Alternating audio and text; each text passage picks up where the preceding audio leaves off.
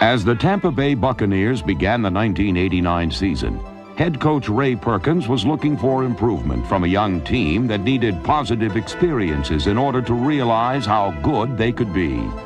One of the things we need to do early is to win a game against a really good football team. And the other thing that I would like to see us do is fairly early is to pull one out in the last minute. And if you can do it early in the season, that gives you some momentum and some confidence factor for your team that can give you a real boost and have a great year. On opening day, Perkins got his wish as the Bucs outdueled the revitalized Green Bay Packers in a game that wasn't decided until the end.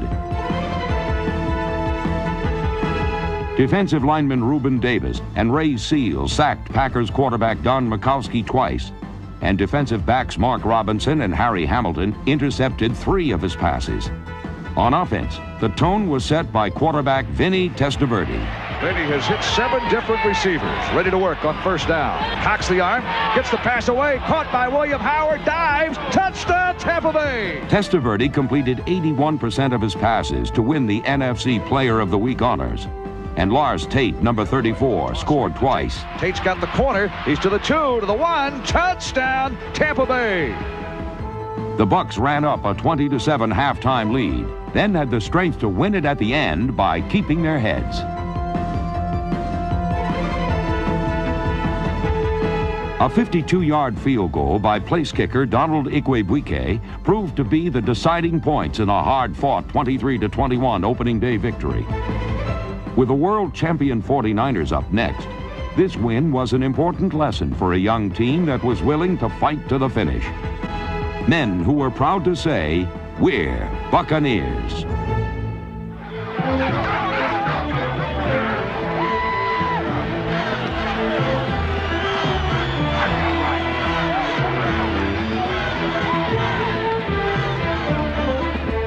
In week 2, against the defending world champion 49ers, the Bucs showed how good they could be. Nose tackle Kurt Jarvis and linebackers Kevin Murphy and Winston Moss, number 58, sacked Joe Montana 4 times, while the rest of the Bucs defense held Roger Craig and the 49ers running game to just 63 yards.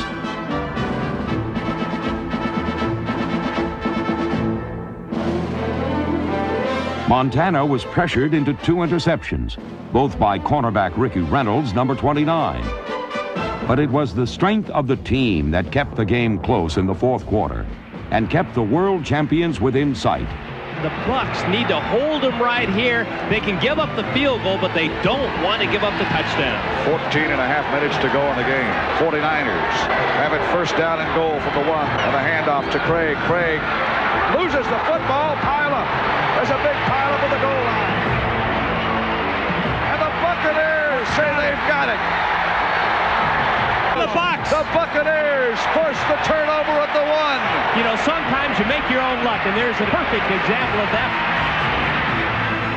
Trailing 13-9, the Bucs offense took advantage of their good fortune as they mounted a 4th quarter drive against the best team in pro football.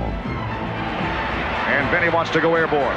Into the pocket, throws it downfield, intended for, batted away, hit, caught football by Mark Carrier. You get a feeling that someone wants the Bucs to win this game. I got a good idea, too. 64,000 of them sitting here, Al. You bet. Many have left, if any have. 3rd down 4 for the Buccaneers at the 18-yard line.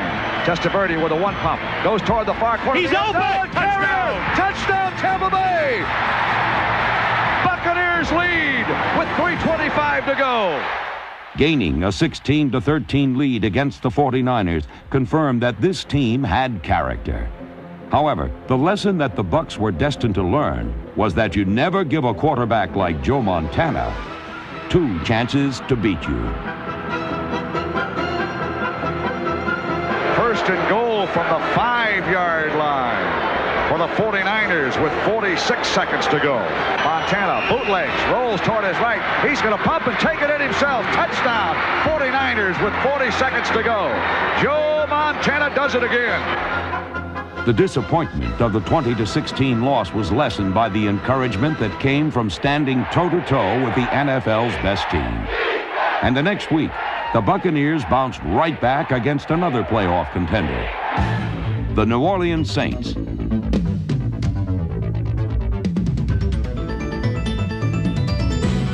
Interceptions by safeties Mark Robinson and Harry Hamilton, along with a punishing defense, kept the Saints' offense stuck in reverse.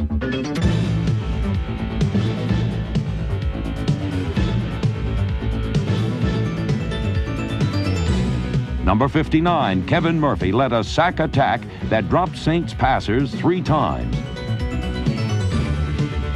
The defense was aggressive, while the offense was steady as a rock.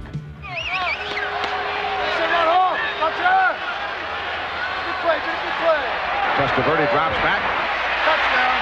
Gets the pass away on the post. Touchdown, Tampa Bay. Ron Hall. And the Buccaneers take the lead for the first time.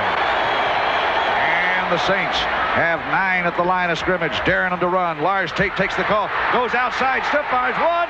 Touchdown, Tampa Bay. The Bucs' 20-10 victory over the Saints was another step forward for a young and improving team.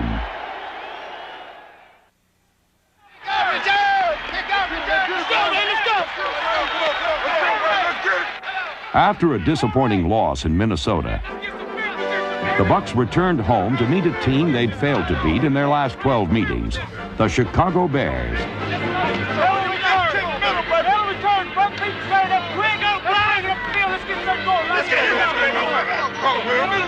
Chicago was unbeaten. Still, on this sun-drenched Sunday in Tampa Stadium, the Bucs were determined to prove they were the better team.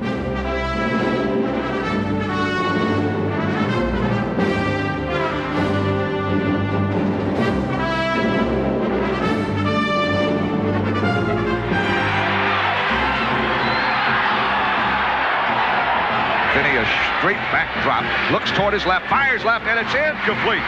Now it's caught, touchdown, Tampa Bay, through the hands of one receiver, and Mark Carrier pulls it in. Unbelievable catch. Good Stratton, the toss sweep goes to Tate, looks for a hole, Tate through the hole to the 10, to the 5, he scores a Buccaneer touchdown.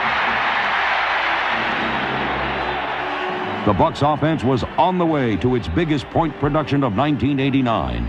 While the defense cranked out timely big hits that resulted in game-breaking turnovers. Tight! Let's take it back, T, let's go! Kevin Murphy shook loose one fumble that Reuben Davis recovered, and Mark Robinson intercepted a pass that eventually led to a Buccaneers touchdown. This time he gets rid of it, and the ball is picked up. Intercepted by Robinson. Mark Robinson snared. The Bucs surged ahead 21-0, led by a blistering all-purpose performance by their quarterback.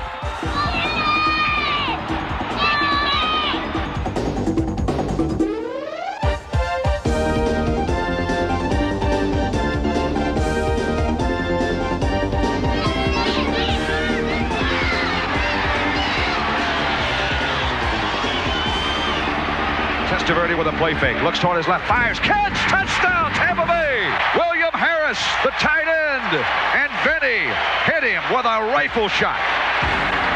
Vinny with a moderate drop, throws across the middle, caught at the 3, touchdown, Bruce Hill. He was hit, kept his balance, and backpedaled into the end zone. Buccaneers get 6 more. Lars Tate ran for a career-high 112 yards, and his second touchdown finalized Tampa Bay's thrilling 42-35 shootout over Chicago.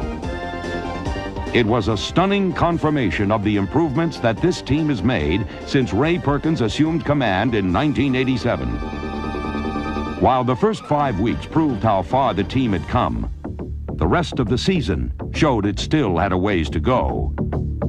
A heartbreaking last-play loss to Detroit triggered a string of defeats that tested the character of the NFL's youngest team.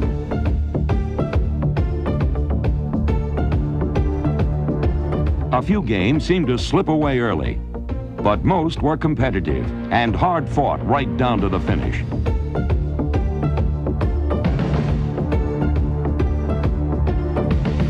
A blocked punt, returned for a touchdown by number 29, Ricky Reynolds, wasn't quite enough as the Bucs fell short in a comeback bid against Washington. In Houston, Testaverde led a stirring comeback against the Oilers, only to see it disappear on a last-minute fumble. But the most frustrating loss may have been a rematch with the playoff contending Green Bay Packers.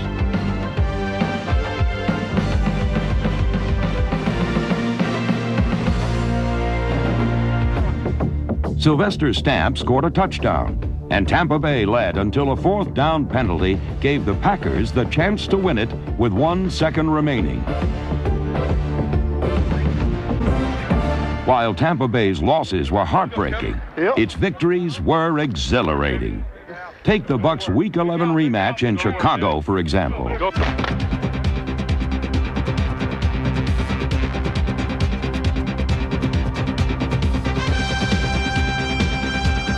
There was no fooling the Bucs defense early as they hounded and pounded the Bears and even scored a touchdown. And Harbaugh will take a straight drop and try to throw, gets rid of the ball. It's intercepted! He's intercepted by the Buccaneers! Yeah. Reuben Davis takes it in from the 10. Special teamers Chris Moore, number 5, the all-rookie punter.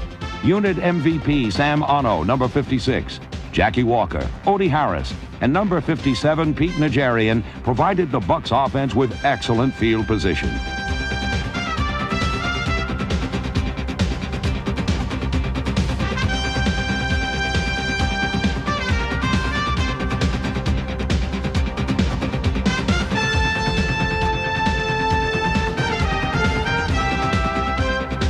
Lars Tate carried 1 touchdown in, while Vinny airmailed another.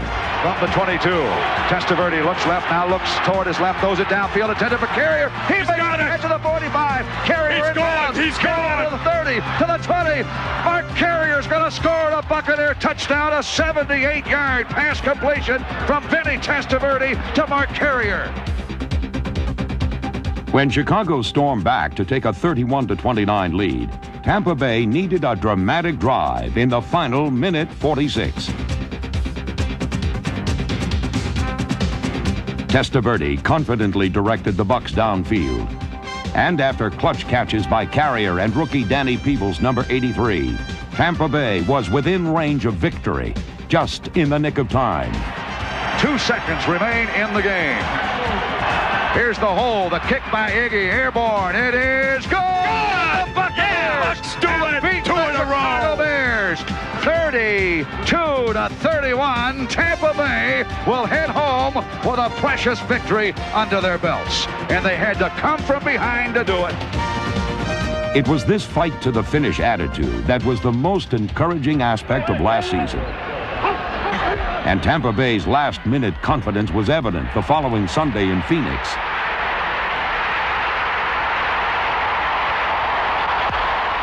Once again, the game would be decided at the end. The pressure of fourth down when everything is on the line is what makes quarterbacks great. And it was here that Vinny Testaverde responded to the challenge. Twice, number 14 delivered clutch fourth down completions while directing the Bucs to another thrilling victory.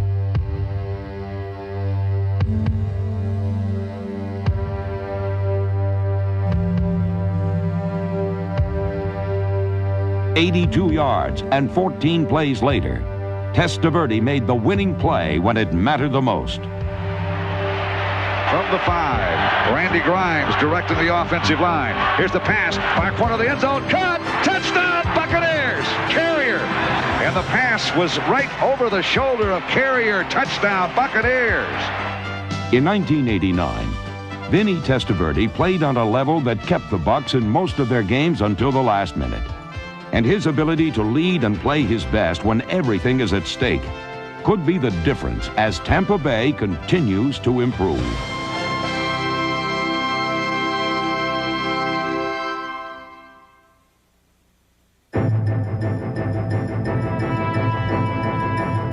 A stronger defense will be a top priority in 1990 for the Buccaneers. And it will be a blend of proven veterans and talented young players who must provide the muscle to implement the attack.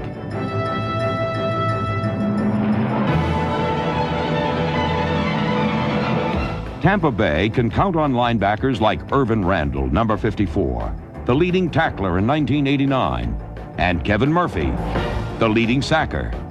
Eugene Marv, Winston Moss, and 1989's #1 draft pick, Broderick Thomas, number 51, give this team a formidable core of big play linebackers. The leaders in the secondary are safeties Harry Hamilton, number 39, and the hard-hitting Mark Robinson, number 30. I always look at that as my strength. I've been known throughout my career just for my hitting ability, and I like to build on that, and I like to also add to the other areas of my game plan as well, where I can help the team the most. Whether it was crunching a quarterback on a safety blitz or intercepting him, Robinson was a passer's worst nightmare. His 6 interceptions were matched by Hamilton, another multi-dimensional defender.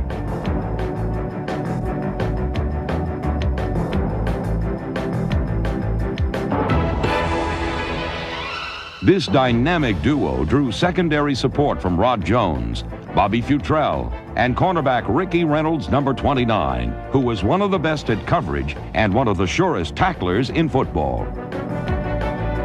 Defensive lineman Reuben Davis, Kurt Jarvis, Sean Lee, Robert Goff, and John Cannon round out a defensive wrecking crew whose strength was in numbers.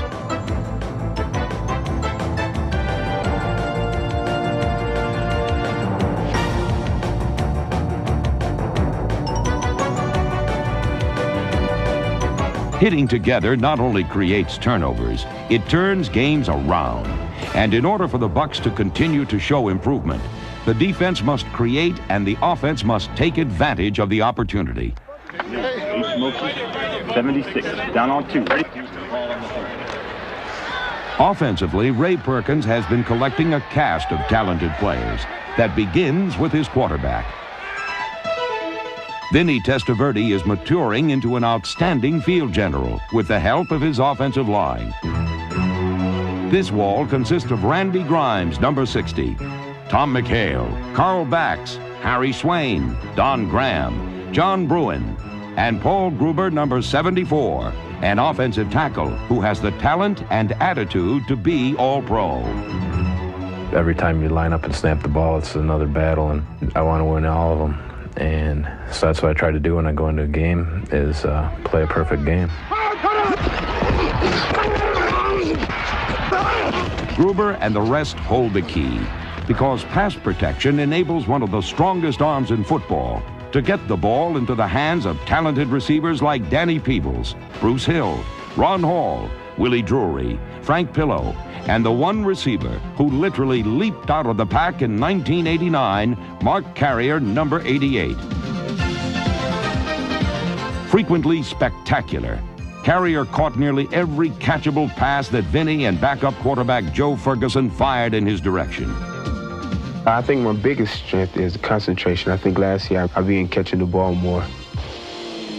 Also, my cutting ability. I've been working this past offseason getting quicker to be able to do more things, but I think my cutting ability and concentration on the ball, I think, are the 2 main factors.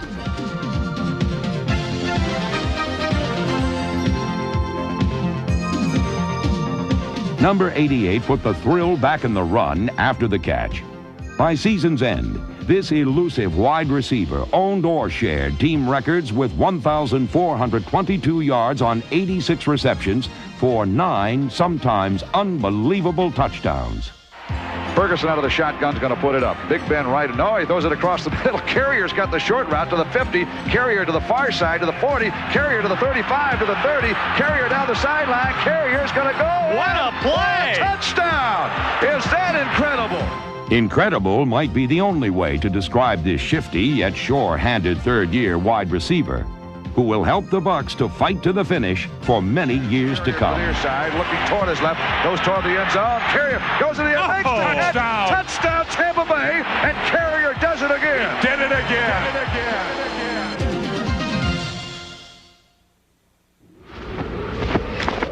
As the Tampa Bay Buccaneers boldly set sail into the decade of the 90s, it is an improving and determined team. Talented athletes who are proud to say, "We're Buccaneers."